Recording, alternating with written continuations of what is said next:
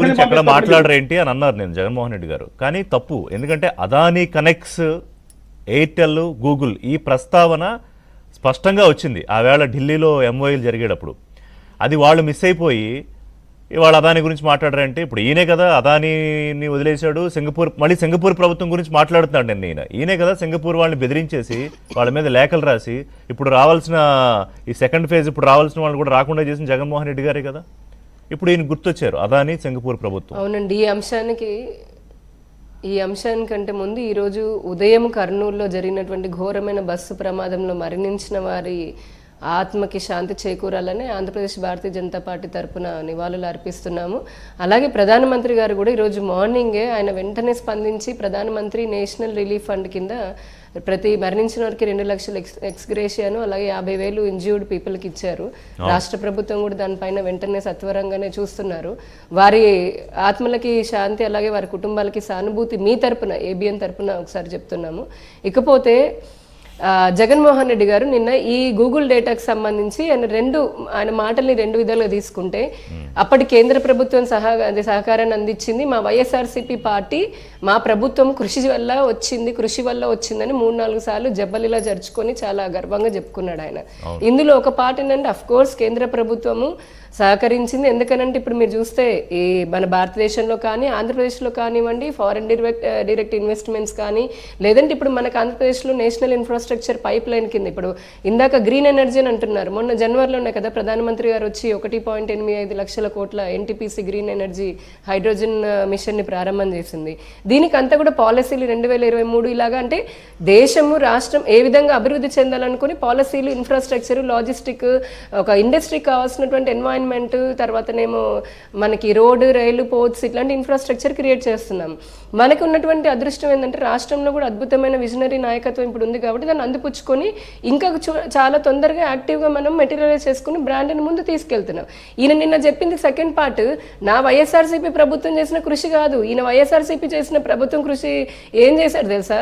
ఉన్నటువంటి మీరు అన్నట్టుగా అదానీ వాళ్ళ ప్రపోజల్కి మళ్ళీ నేను దాన్ని ఇంకొకసారి తిరిగి దాన్ని పునః పరిశీలించాలి అని అన్నందుకు వాళ్ళు ఆగిపోయారు.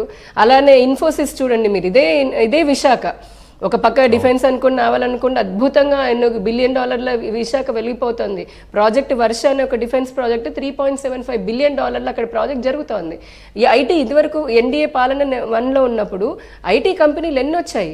ఆ తర్వాత ఈయనొచ్చి కదా ఇన్ఫోసిస్ వాళ్ళందరినీ లేదంటే అక్కడ ఉన్న వాళ్ళందరినీ భయపెట్టి బెదిరించి అక్కడెందుకు శ్రీకాకుళం విశాఖ మొదలుకుంటే ఇక్కడ వరకు చిత్తూరు వరకు కూడా ఎన్ని కంపెనీలను పరిగెత్తించారు. ఈ రోజు మీరు న్యూస్ చూడండి. నేను ఒక చిన్న లేటెస్ట్ ఎగ్జాంపుల్ చెప్తా. ఈయన హయాంలో జగన్మోహన్ రెడ్డి గారి హయాంలో ఎంఎస్ఎంఈలని కాల్చుకు తిన్నాడు. అసలు మూతలు పడిపోయేలాగా చేశాడు ఆయన. ఈరోజు మా కుటుంబ ప్రభుత్వం 1035 కోట్లను ఇచ్చింది, ప్రోత్సాహకాలను రిలీజ్ చేసింది. ఈ మనిషి అంటే ఈ రోజున నాకు వచ్చి నా వల్ల జరిగింది నేను తీసుకుని వచ్చాను, మీ ప్రభుత్వంలో తీసుకుని వచ్చింది మిగిల్చింది పెట్టుబడులకు సంబంధించి అక్కడ ఒక వ్యాపారవేత్త అడిగారు, సార్ ఇప్పుడు మీరు రమ్మంటున్నారు కరెక్టే, మేము అలాగే లాస్ట్ టైం వచ్చాము మీరు పిలిస్తే, తర్వాత ప్రభుత్వం మారితే మా భూములు కబ్జాలు చేసేసి మమ్మల్ని బెదిరించి కమిషన్లు అడిగి పారిపోయేలా చేశారు సార్, ఎట్లా రావాలి అని అడిగితే అది కదా పరిస్థితి గడిచిన 5 ఏళ్లలో. లోకేష్ గారిని అడిగారు ఆయన ఒక వ్యాపారవేత్త. అది కాదండి, ఇప్పుడు కర్ణాటక ఇప్పుడు ఆయన అడిగారు. కానీ ఇప్పుడు ఇంకొకటి ఏంటిదంటే మన రాష్ట్రం ఎంత పురోగతి అంటే ఎంత ఫాస్ట్గా మనం డెవలప్ అవుతున్నాం అనడానికి పక్కన కర్ణాటక కాంగ్రెస్ ప్రభుత్వం మొన్న వరుసగా 1 వీక్ నుంచి వాళ్ళు ట్విట్టర్లో ఏడుస్తున్నారండి, కుళ్ళుకుంటున్నారు. తమిళనాడు ప్రభుత్వం అసెంబ్లీలో చర్చ పెట్టింది.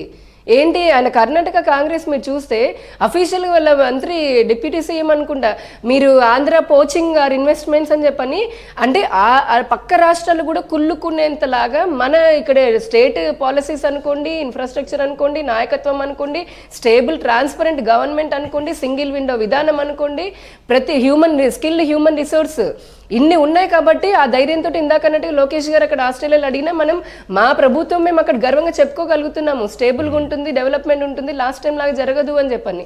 ఇక్కడ ఈయనేం చేస్తున్నాడు, రోజుకొక మాట మాట్లాడుతూ ఆయన అధికారంలో ఇచ్చినప్పుడు 5 ఏళ్ళు చేతగానటువంటి దానికి ఈ రోజు నాకు క్రెడిట్ కావాలని అంటే క్రెడిట్ అడిగితే ప్రెస్ మీట్లు పెట్టి గోల చేస్తే లేదంటే అవతల వాళ్ళని బూతులు తిడితే రాదండి. మనం పని చేసి చూపించుంటే క్రెడిట్ వస్తుంది, ప్రజలు ఆటోమేటిక్గా ఇస్తారు. నువ్వు ఆ పని ఏం చేయలేదు కాబట్టి నీకు 11 సీట్లు ఇచ్చారు కదా.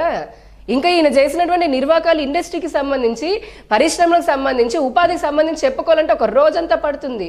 ఈ రోజున ఈ మొహాలండి అంతెందుకు ఇండస్ట్రియల్ కారిడారు రెండు ఆయన ప్రభుత్వంలో కూడా కేంద్ర ప్రభుత్వము అక్కడ అనౌన్స్ చేసింది, పెట్టుబడి పెట్టడానికి ఇన్ఫ్రాస్ట్రక్చర్ వేసింది మొత్తము. కానీ లోపల ఉన్నటువంటి ఇంటర్నల్ రోడ్ కిలోమీటర్ కూడా వేయలేక చేత కాలేదు ఈయనకి, జగన్మోహన్ రెడ్డికి. పవర్ అసలు ఏ ఒక్కటి కూడా, అంటే ఒక ఇండస్ట్రీ కావాల్సినటువంటి ఇంటర్నల్ గా స్టేట్ పోర్షన్ అంటే ఆయన అందులో 1% కూడా పూర్తి చేయలేదు. ఆయన ప్రయారిటీస్ లో అది లేదు అంతే. ఈ రోజు ఏ విధంగా వచ్చి క్రెడిట్ అని అంటున్నాడండి అసలు ఆయన. కనీసం ప్రజలు ఏమనుకుంటారని కూడా ఆయనకి చెప్పేవాళ్ళు, లేదంటే ఆయన ఏం మాట్లాడుతున్నాడు ఆయనకు అర్థం కాదా.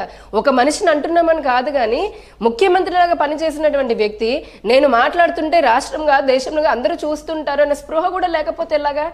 జనాలు ఎవరు ఈ రోజున మనకంటే తెలివిగా ఉన్నారండి, వాళ్ళకి అన్ని గుర్తుంది, వాళ్ళు ఏది మర్చిపోవట్లా. ఒక్కొక్క డెవలప్మెంట్ ఒక స్టెప్ తర్వాత స్టెప్ ఏ విధంగా ఈ రాష్ట్రం ఈ 16 నెలల్లో ఎన్ని ఆయన చేసినటువంటి, ఒక్క నిమిషం నిషి గారు, వైసీపీ హయాంలో 5 సంవత్సరాల్లో వ్యవస్థీకృతంగా ఆయన గ్రామాల దగ్గర నుంచి ఆయన సీఎంఓ వరకు ఏర్పాటు చేసుకున్న కరప్షన్ సిస్టమ్ ఏదైతే ఉందో, ఆ కరప్షన్ సిస్టమ్ నుంచి మేము ఒక్కొక్కటి కడుక్కుంటూ ప్రతి దాన్ని బయటికి తీసుకుని వచ్చి ఈ రోజున ఈ రాష్ట్రాన్ని ముందు తీసుకుని వెళ్తున్నాము. బ్రాండ్ మళ్ళీ తిరిగి తీసుకుని వస్తున్నాము. ఆయన మటుకు ప్రతిరోజు ఒక కుట్రండి. మతాలు అప్పుడు ఆ ప్రవీణ్ పాస్టర్ ఉన్నాడు, అతని హత్యని అది చేసుకుని మతాలు చించి పెట్టాలనుకున్నాడు, లేదంటే ఇంకొకరు హత్య వైసీపీ కార్యకర్తనే చేస్తే దాన్ని మళ్ళీ తిరిగి కులం పేరుని తీసుకురావాలనుకున్నారు. సారీ, ఆయన మృతి పైన ఇట్లాగా అసలు నిన్న చూస్తే ప్రతి దానికి కూడా ప్రతిరోజు మళ్ళీ అంటే ఢిల్లీలో కూర్చొని రాజకీయ హత్యలు జరుగుతున్నాయి, లా అండ్ ఆర్డర్ లేదని చెప్పని పొద్దుగుకులు మాట్లాడుతుంటాడు. ఒక పక్క నీకు ప్రతిపక్ష హోదా లేదు, కానీ ఒక ఎమ్మెల్యే లాగా ఉన్నావు, నీ అసెంబ్లీ నియోజకవర్గం సమస్యలు నీకు పట్టనే పట్టవు. నిన్ను నమ్ముకొని నీ పార్టీ చిహ్నం మీద ప్రజలు గెలిపించిన ఇంకో 10 మంది ఉన్నారు, వాళ్ళు కూడా ప్రజా సమస్యలను గాలికి వదిలేశారు. అసెంబ్లీకి పోరు, బయటకు వచ్చి అభివృద్ధి జరగట్లేదని చెప్పని కళ్ళకు గంతలు కట్టుకొని మాట్లాడుతున్నారు. ఎందుకండి ఇంత కక్ష? విద్యాసాగర్ గారు, మీ దగ్గరికి వచ్చే ముందు let me take a short break అండి. బ్రేక్ తర్వాత ఇప్పుడు ఆయన అడిగింది ఏది మీరు ఇవ్వట్లేదని ఆయనకి కోపం, అంటే మీ మీద కూడా కాదు ప్రజల మీద కోపం ఆయనకి.